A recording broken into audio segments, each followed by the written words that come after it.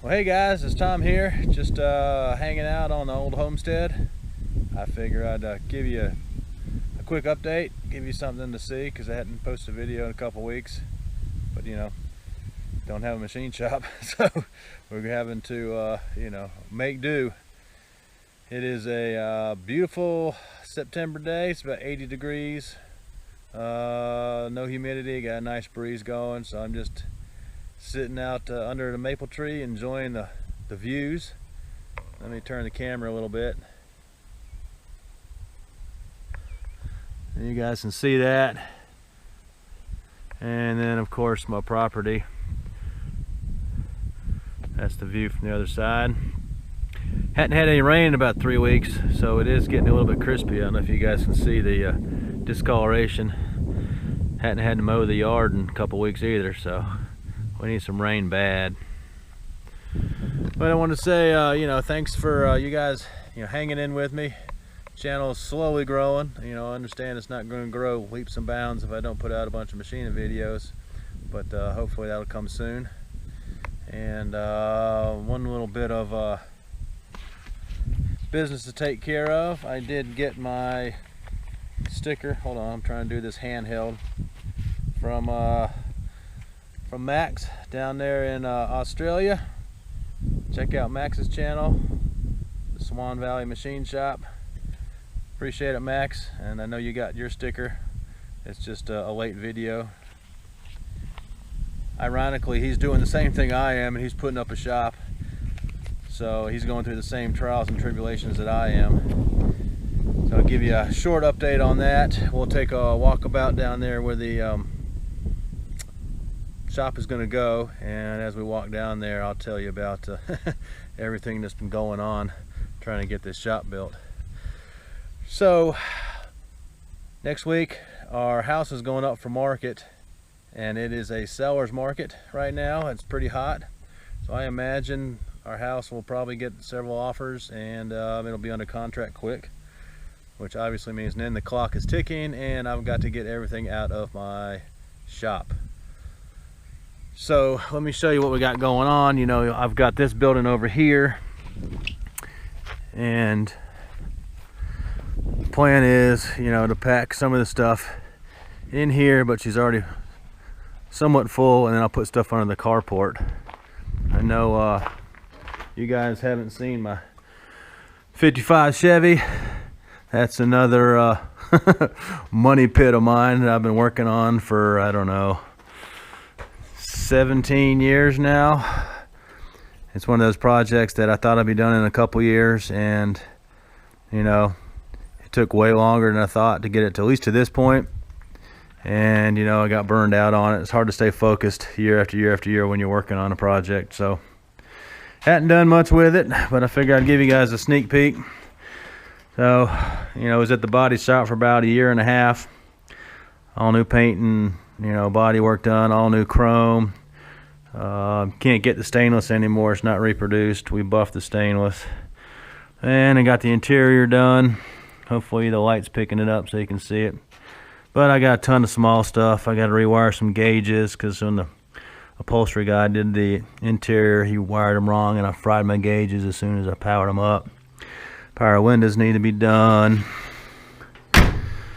He said a lot of small stuff. There's some small stuff under the hood I need to take care of.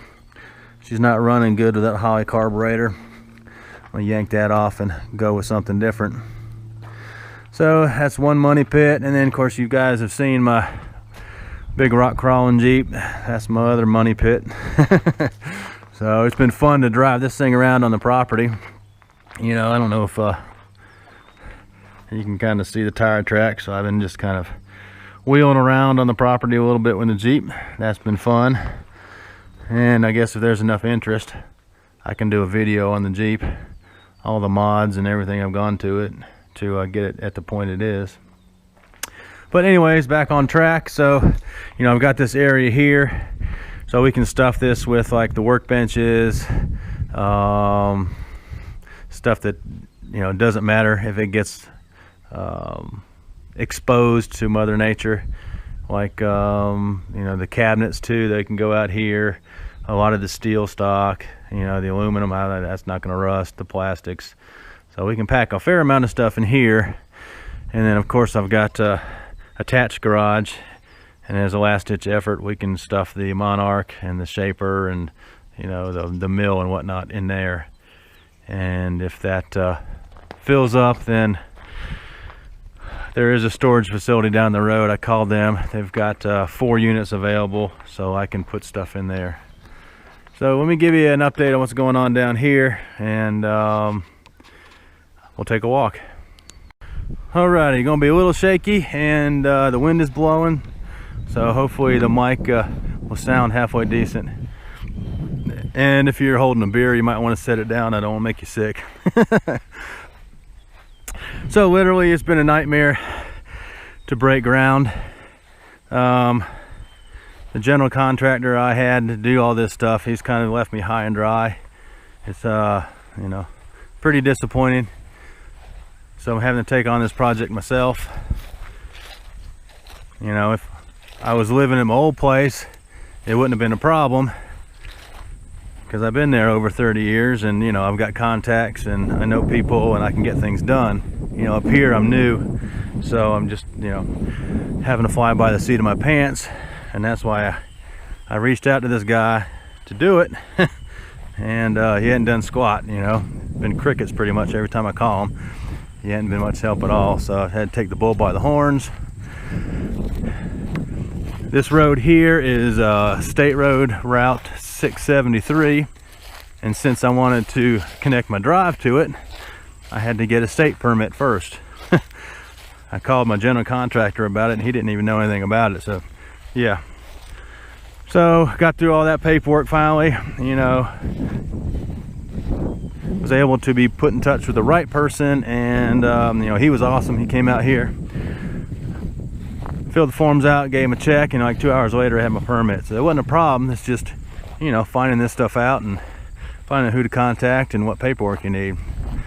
Got that done. So once I got that done, I go to the county, and then I get my county permit. So now we're ready to break ground. Called 4 excavating companies. 3 never called me back. 1 finally called me back. I've been kind of talking with him. He finally gave me a quote. Price isn't too bad. So then I started talking to my buddy about the issue I've been having, trying to get anybody to come out here and do any work. And he mentioned that he had a friend that did it. He reached out to him, and he is going to come next week, and he's going to go ahead and knock this out. We're going to get a dozer dropped off on Friday from the Sunbelt Rental, and he's going to go to work and get this thing the way we need it to be. So if you go to the road here, you can see when they cut the road, you know, this is originally part of the hill. I've got the flags basically how I want the driveway. So a nice 30-foot drive. So there's plenty of room for big trucks to pull in. You know, if I make a steel order or something, they can drop it off. So what we gotta do is we gotta get this berm pushed all the way down, and we can use all this fill dirt to get it down in here. If you can see my corners here, so it's 40 across and then 60 deep. This corner down here obviously is the lowest, so we'll have to pack a little bit down here, but otherwise this seemed like a really good spot to stick her, you know, don't really want her down in the hole. So that's the update on the shop, guys. So by the next video we should be doing a series of shop builds. We'll be breaking ground, getting this leveled out, and then hopefully, you know, digging some footers and pouring some concrete. So I appreciate you guys sticking with me. The sun's probably getting washed out. Let me turn around. So I appreciate you sticking with me. Hit that subscribe button if you can. It really helps me out. And catch you next time, guys.